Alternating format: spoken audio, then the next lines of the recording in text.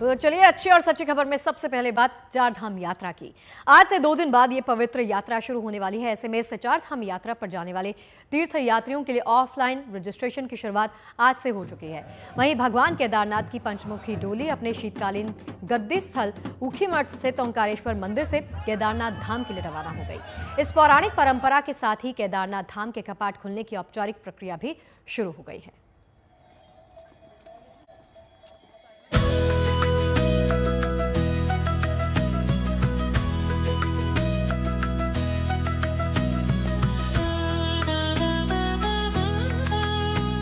फूलों से सज रहा है बाबा केदार का धाम और भगवान केदारनाथ की डोली भी हो चुकी है रवाना, जिसे देख खुशी से झूम उठे हैं बाबा के भक्त।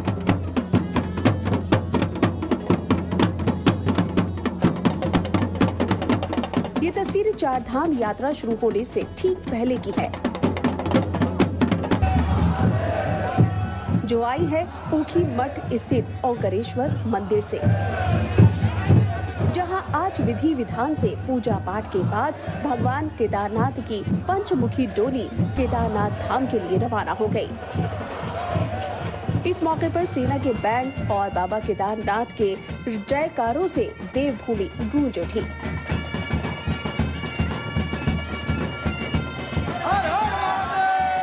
फूलों से सजी डोली में आगे आगे बाबा केदारनाथ का पंचमुखी जल विग्रह और पीछे पीछे आस्था और भक्ति में डूबे उनके भक्त। केदारनाथ धाम के लिए निकले तो माहौल किसी उत्सव से कम नहीं था। इस पौराणिक परंपरा के साथ ही केदारनाथ धाम के कपाट खुलने की औपचारिक प्रक्रिया भी शुरू हो गई है। चार धाम यात्रा हमारे सनातन धर्मावलंबियों के लिए यह एक प्राण है, शक्ति संचार करता है। इंतजार रहता है दुनिया भर में फैले हुए सनातनियों को कि कब वो शुभ अवसर आएगा और हमारा धरती का स्वर्ग वैकुंठ धाम श्रद्धालुओं के लिए खोला जाएगा। तो फिर से ये 2025 में वो मौका, शुभ अवसर आ गया है और सारे लोग इंतजार में हैं। भगवान केदारनाथ की ये डोली अपने पहले पड़ाव गुप्तकाशी के विश्वनाथ मंदिर पहुंची, जहां रात्रि विश्राम के बाद 29 अप्रैल को डोली गुप्तकाशी से दूसरे पड़ाव फाटा पहुंचेगी। फिर 30 अप्रैल को फाटा से ये डोली तीसरे पड़ाव गौरीकुंड के गौरा देवी मंदिर पहुंचेगी, जहां श्रद्धालु बाबा केदार की अगवानी और पूजा अर्चना करेंगे। इसके बाद 1 मई को डोली गौरीकुंड से अंतिम चरण की यात्रा तय करते हुए केदारनाथ धाम पहुंचेगी और फिर 2 मई की सुबह 7 बजे पूजा पाठ के बाद केदारनाथ के कपाट श्रद्धालुओं के लिए खोल दिए जाएंगे। हालांकि इस पवित्र चार धाम यात्रा की शुरुआत 30 अप्रैल से हो रही है। इस दिन सबसे पहले गंगोत्री और यमुनोत्री धाम के कपाट खुलेंगे। समय आ गया है जब बाबा केदारनाथ जी के केदारनाथ पर कपाट खुलेंगे। 6 माह का जो लंबा इंतजार था भक्तों का, शिव भक्तों का, वह आज समाप्त होने के उस समय पे है जब भगवान का हिमालय गमन होगा। 4 दिन की पैदल पथ यात्रा होगी। प्रथम पड़ाव काशी विश्वनाथ के दिव्य मंदिर में, द्वितीय पड़ाव फाटा ग्राम में और तृतीय पड़ाव गौरी माई के गौरी मंदिर में होकर के 1 तारीख को भगवान अपने श्रीधाम में पहुंचेंगे और 2 मई को ठीक 7 बजे भगवान का जो मंगल कपाट है वह तीर्थयात्रियों के लिए, शिव भक्तों के लिए इस वर्ष की यात्रा के लिए कपाट खोल दिए जाएंगे। यह मंगल समय आ गया है। हम भगवान केदारनाथ जी से यही प्रार्थना करते हैं कि पूरे विश्व में शांति हो, भगवान केदारनाथ जी की असीम कृपा सारे शिव भक्तों पे हो। इन देव धामों के कपाट खुलने की तारीख जैसे ही नजदीक आई, भक्तों के लिए ऑफलाइन रजिस्ट्रेशन की प्रक्रिया भी आज से शुरू कर दी गई है। राज्य सरकार ने ऑफलाइन रजिस्ट्रेशन के लिए हरिद्वार, देहरादून, ऋषिकेश, चमोली, रुद्रप्रयाग और उत्तरकाशी जिलों में 50 से अधिक रजिस्ट्रेशन सेंटर बनाए हैं, जहां श्रद्धालु यात्रा शुरू करने से पहले रजिस्ट्रेशन करा सकते हैं। इसकी एक तस्वीर हरिद्वार से सामने आई, जहां काउंटर खुलते ही रजिस्ट्रेशन कराने वालों की भीड़ लग गई। हमारे पंजीकरण आज से ऋषिकुल मैदान में प्रारंभ कर दिए गए हैं और हमारे द्वारा जो है जर्मन हैंगर में जो है ये सुविधा प्रदान की गई है। 20 काउंटर हमने लगाए हैं। 20 काउंटर के अंतर्गत जो है दिव्यांग का और विदेशी नागरिकों का और विकलांगों का हमने पृथक से दिए हैं और करीबन 1200 से 1300 आदमियों को जो है हमारी जो है कैपेसिटी डिसाइड की गई है क्यू में लगने की। शेष जो अन्य लोग होंगे उनके लिए करीबन 1000 आदमियों का हमने बैठने की व्यवस्था की है। कहाँ से आए आप? नेपाल से। कहाँ जाना चाह रहे हैं? सारो धाम। रजिस्ट्रेशन हुआ है? हाँ, रजिस्ट्रेशन अभी हुआ है। क्या कोई परेशानी हुई रजिस्ट्रेशन? नहीं, कोई परेशानी नहीं। रूल्स रेगुलेशन अच्छा है तो सिस्टम है, तो सिस्टम में क्या परेशानी। हम लोग गुजरात भावनगर से आए हैं। रजिस्ट्रेशन शुरू हो गया है, कराने के लिए आए हैं आप? हाँ, रजिस्ट्रेशन करवाने के लिए आए हैं। जाना चाहते हैं? हम लोग 4 धाम केदारनाथ, बद्रीनाथ, यमुनोत्री और गंगोत्री। इस पवित्र तीर्थ यात्रा के शुरू होने में सिर्फ 2 दिन बाकी बचे हैं।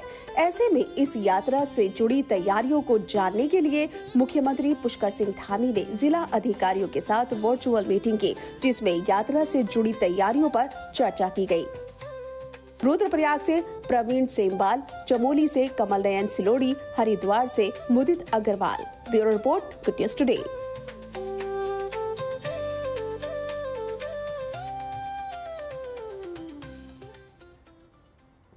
और चलिए अगली खबर की तरफ बढ़ते हैं। अगली खबर एक बड़े रक्षा सौदे के साथ जुड़ी हुई है। ये डिफेंस डील 26 राफेल मरीन विमानों के साथ जुड़ी हुई है, जिसे आज औपचारिक रूप से पूरा कर लिया गया। नौसेना के इन विमानों की खरीद को लेकर 23 अप्रैल को प्रधानमंत्री नरेंद्र मोदी की अध्यक्षता में हुई CCS की बैठक में मंजूरी भी मिली थी, जिसके बाद आज भारत की तरफ से रक्षा सचिव राजेश कुमार सिंह ने इस अहम डील पर साइन किए। इस डील के तहत भारत फ्रांस से 22 सिंगल सीटर विमान और 4 डबल सीटर विमान खरीदेगा। इन 4.5 जनरेशन विमानों के आने से इंडियन नेवी की ताकत में जबरदस्त इजाफा भी हो जाएगा।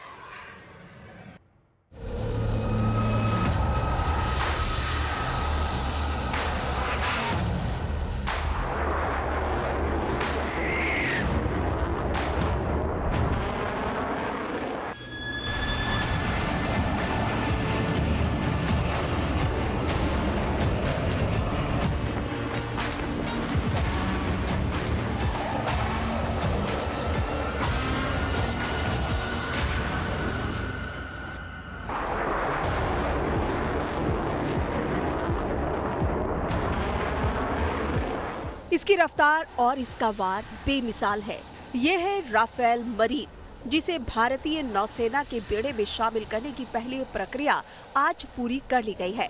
इस प्रक्रिया के तहत फ्रांस से 26 राफेल विमानों की खरीद की डील आज सील कर दी गई। नौसेना भवन में एक कार्यक्रम के दौरान भारत की तरफ से रक्षा सचिव राजेश कुमार सिंह ने इस अहम डील पर साइन किए, जिसके तहत भारत फ्रांस से 22 सिंगल सीटर विमान और 4 डबल सीटर विमान खरीदने जा रहा है, जिनकी कीमत करीब 63,000 करोड़ रुपए है। हथियारों की खरीद के मामले में इसे फ्रांस के साथ भारत की अब तक की सबसे बड़ी डील बताया जा रहा है। भारत और फ्रांस के बीच रफाल मरीन जेट्स के लिए समझौता पूरा हो चुका है और फ्रांस और भारत पिछले कुछ समय से लगातार इस डील पर बातचीत कर रहे थे।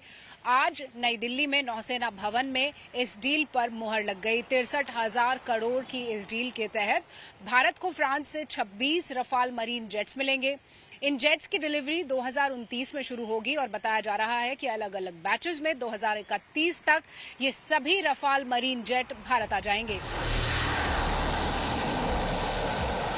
राफेल मरीन विमानों की खरीद को लेकर हुई इस डील के तहत फ्रांस न सिर्फ भारतीय नौसेना की जरूरतों के मुताबिक इसमें बदलाव करेगा, बल्कि इन विमानों के रखरखाव, ट्रेनिंग, स्पेयर पार्ट्स और एयरक्राफ्ट के जरूरी टूल्स भी देगा। उम्मीद ये जताई जा रही है कि इन विमानों की डिलीवरी 2029 के अंत से शुरू हो जाएगी और सभी 26 राफेल मरीन विमान 2031 तक भारतीय नौसेना को सौंप दिए जाएंगे।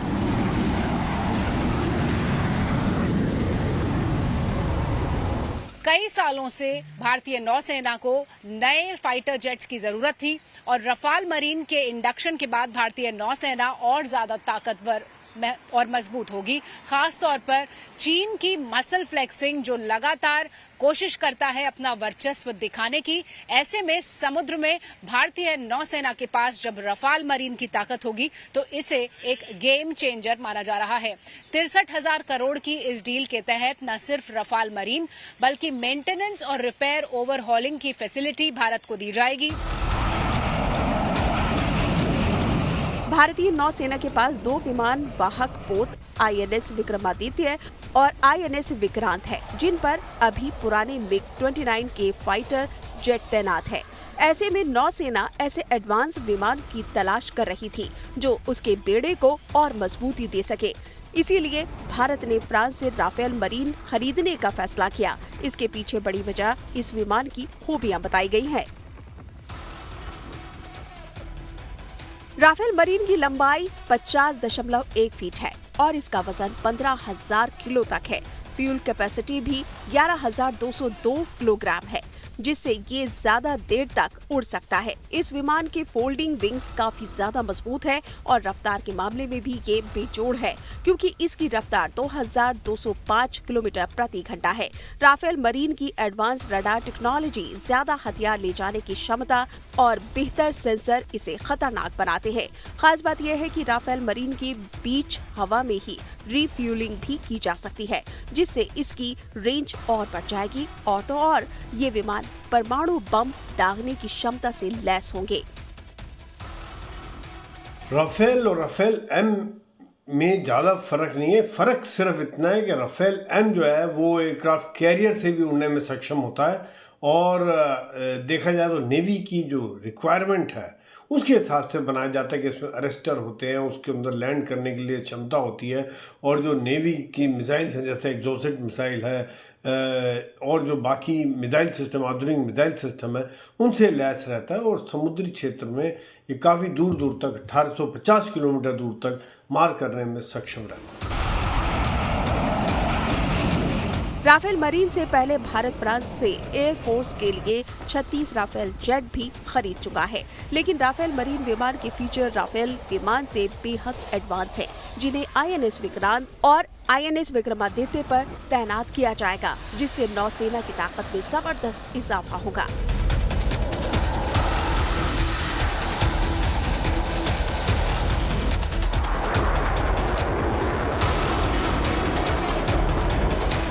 अब 4.5 जनरेशन के ये रफाल मरीन जेट्स भारतीय नौसेना का हिस्सा बनेंगे और भारतीय नौसेना को और ज्यादा ताकतवर बनाएंगे। और इस डील के पूरा होते ही दोनों ही देशों के बीच जल्द से जल्द इनकी डिलीवरीज पर काम शुरू हो चुकेगा। कैमरा पर्सन जगन्नाथ के साथ Shivani Sharma, good news today के लिए दिल्ली से। और चलिए अब बात दंतेवाड़ा में तकनीक के खजाने की कर लेते हैं, जिसका जिक्र प्रधानमंत्री नरेंद्र मोदी ने मन की बात के 121वें संस्करण में किया। उन्होंने अपने रेडियो कार्यक्रम के दौरान छत्तीसगढ़ के दंतेवाड़ा के साइंस सेंटर की तारीफ की। ये साइंस सेंटर बच्चों और परिजनों के लिए नई उम्मीद की किरण बन गया है। साइंस सेंटर में 3D और रोबोटिक्स के बारे में बच्चों को जानने के लिए मिल रहा है, जिससे इन विषयों में उनकी रुचि भी काफी हद तक बढ़ती जा रही है। छत्तीसगढ़ के दंतेवाड़ा का विज्ञान केंद्र आजकल सबका ध्यान खींच रहा है। कुछ समय पहले तक दंतेवाड़ा का नाम केवल हिंसा और अशांति के लिए जाना जाता था, लेकिन अब वहां एक साइंस सेंटर बच्चों और उनके माता पिता के लिए उम्मीद की नई किरण बन गया है। इस साइंस सेंटर में जाना बच्चों को खूब पसंद आ रहा है। वे अब नई नई मशीनें बनाने से लेकर टेक्नोलॉजी का उपयोग करके नए प्रोडक्ट्स बनाना सीख रहे हैं। रेडियो प्रोग्राम मन की बात के 121वें एपिसोड में पीएम नरेंद्र मोदी की तरफ से इस साइंस सेंटर के जिक्र के बाद छत्तीसगढ़ का दंतेवाड़ा फिर सुर्खियों में आ गया है। हालांकि इस बार वजह सकारात्मक है। जो दंतेवाड़ा कभी अपने पिछड़ेपन और नक्सली हिंसा की वजह से बदनाम था, आज वो अपने विज्ञान केंद्र की वजह से चर्चा में है, जहां एक इंडस्ट्री रूम भी बनाया गया है, जिसका मकसद स्कूली बच्चों को इंडस्ट्रियल ग्रोथ यानी औद्योगिक विकास की जानकारी देना है।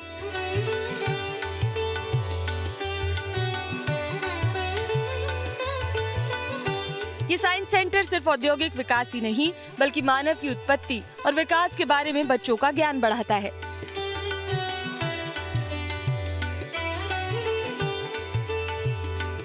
मानव शरीर की संरचना अपने आप में बेहद जटिल है क्योंकि ये अलग अलग सिस्टम और अंगों से मिलकर बना है।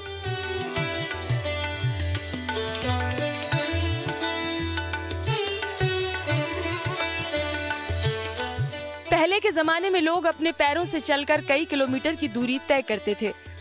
उसके बाद परिवहन के लिए घोड़े, ऊंट, बैल और नावों का इस्तेमाल किया जाने लगा। फिर ट्रांसपोर्ट के क्षेत्र में पहिए के आविष्कार के बाद क्रांति आ गई। साल 1817 में जर्मन वैज्ञानिक कार्ल वॉन ड्रेस ने साइकिल का आविष्कार किया था, जो एक दोपहिया वाहन था जिसे लोग अपने पैरों से धक्का देकर चलाते थे। इसके बाद सार्वजनिक और निजी ट्रांसपोर्ट के तौर पर ट्रेन, मोटरसाइकिल, हवाई विमान और कार का विकल्प मिल गया। अब बस के जरिए कुछ ही मिनटों में स्कूल पहुंचने वाले बच्चे परिवहन के विकास के भी गवाह बन रहे हैं।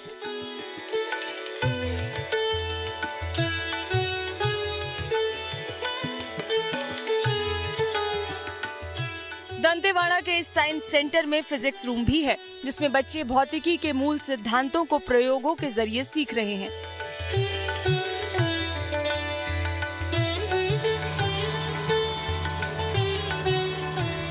विज्ञान से इस तरह रूबरू होना बच्चों का आकर्षण बढ़ा रहा है। हमने यहाँ पे आके बहुत कुछ सीखा है साइंस से रिलेटेड।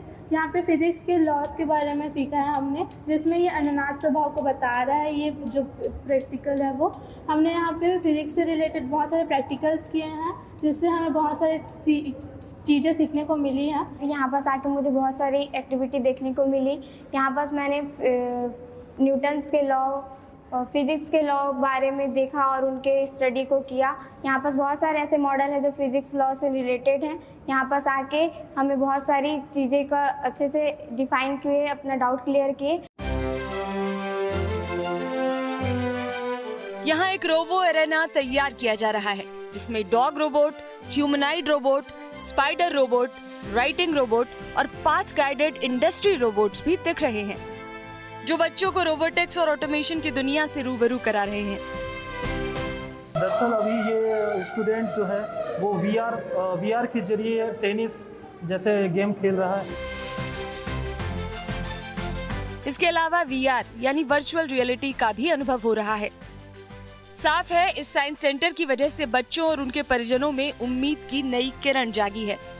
साइंस सेंटर में 3D और रोबोटिक्स जैसी तकनीक के बारे में भी बच्चों को जानने समझने का मौका मिल रहा है, जिससे इन मुश्किल विषयों में भी उनकी रुचि बढ़ रही है। Bureau report, good news today. और चलिए अब बात करते हैं कैलाश मानसरोवर यात्रा की, जिसको लेकर उत्साहित कर देने वाली खबर सामने आई है, जिसे सुनकर भोलेनाथ के भक्तों का उत्साह बढ़ गया है। 5 साल बाद एक बार फिर से कैलाश मानसरोवर यात्रा शुरू हो रही है। जून के महीने से इस यात्रा का शुभारंभ होने वाला है, जिसके लिए ऑनलाइन रजिस्ट्रेशन की प्रक्रिया शुरू कर दी गई है।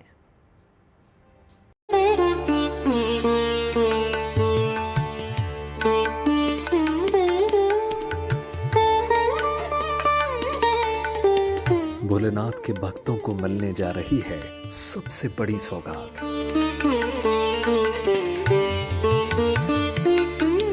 पांच साल बाद होने जा रही है कैलाश मानसरोवर यात्रा की शुरुआत। जिस शुभ घड़ी का शिव भक्तों को बेसब्री से इंतजार था, वो घड़ी अब कुछ ही दिन दूर है। विदेश मंत्रालय ने ऐलान कर दिया है कि इस साल कैलाश मानसरोवर यात्रा दोबारा शुरू हो जाएगी। विदेश मंत्रालय के आदेश के मुताबिक जून के महीने से इस तीर्थ यात्रा का आरंभ हो जाएगा और ये पवित्र यात्रा अगस्त तक चलेगी। इस साल कैलाश मानसरोवर यात्रा उत्तराखंड के लिपिलेख दर्रे से होकर जाएगी। ये यात्रा सिक्किम के नाथुला दर्रे से भी गुजरेगी। इस यात्रा के इच्छुक भक्तों के लिए रजिस्ट्रेशन की शुरुआत भी हो चुकी है। इसके लिए श्रद्धालुओं को ऑनलाइन रजिस्ट्रेशन करना होगा। रजिस्ट्रेशन के लिए kmy.gov.in पर आवेदन किया जा सकता है। तीर्थ यात्रा के लिए यात्रियों का चुनाव कंप्यूटर के जरिए निष्पक्ष और रैंडम आधार पर किया जाएगा। इस यात्रा में शामिल होने वाले श्रद्धालुओं में महिलाओं और पुरुषों की संख्या का संतुलन भी रखा जाएगा। तीर्थ यात्रा पर जाने वाले सभी श्रद्धालुओं को पहले से तय पूरी प्रक्रिया से गुजरना होगा। यात्रा शुरू करने से पहले तीर्थ यात्रियों की सेहत की जांच भी की जाएगी। इस साल लेपुलेख दर्रे से तीर्थयात्रियों की कुल 5 बैच निकलेंगे। हर बैच में 50 तीर्थयात्री शामिल होंगे। नाथुला दर्रे से तीर्थयात्रियों के 10 बैच भेजे जाएंगे। इसमें भी हर बैच में 50 तीर्थयात्री शामिल होंगे।